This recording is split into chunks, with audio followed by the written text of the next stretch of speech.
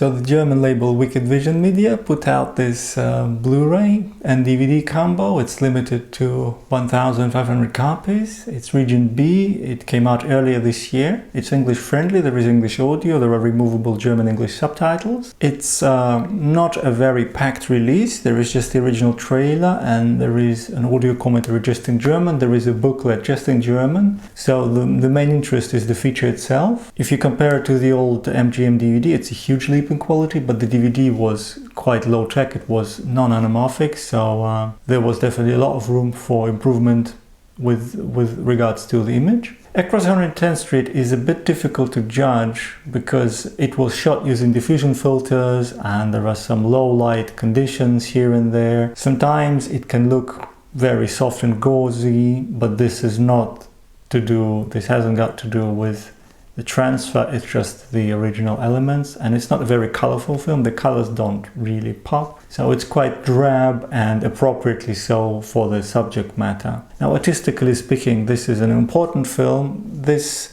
sort of sits odd in this Black Cinema collection because it's hardly an exploitation film. If you think about Larry Cohen's blaxploitation films like Hell Up in Harlem, or if you think about Emma Dobson films like Cleopatra Jones, this is nothing like that. It's more of a story of corruption. There are three main protagonists. They're played by Yaphet Kotto and Anthony Quinn and Anthony Franciosa. It's a power struggle in Harlem, and it's all about corruption and downfall, and none of the characters are able to stay clean in Harlem in the 70s. So it's quite hard-hitting and downbeat, and it's also quite relevant today.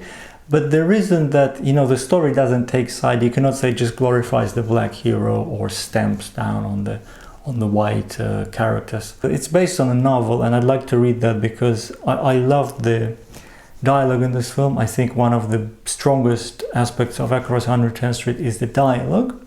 So I'd like to go back and check out the original novel, see if how faithful the screenplay was to the book. Another awesome aspect of Across 110th Street is the editing. It's a wonderfully put together film. The cinematography sometimes can feel a bit like a TV film. It's not always as precise or as technically perfect as maybe we're used to from cinema releases, again owing to the film being shot quite rough, really in Harlem. But the editing, both sound and image editing, really does the film justice. There are moments where tension is achieved through the great montage, and this is a sign of great cinema. This film, Across 110th Street, it reminded me a little bit of Gloria, of John Cassavetes' film with Gina Rowlands. I only discovered it not long ago, but I've already watched it like 3 times, so it's because I find the subject matter really gripping and still relevant today. There is ageism, there is racism,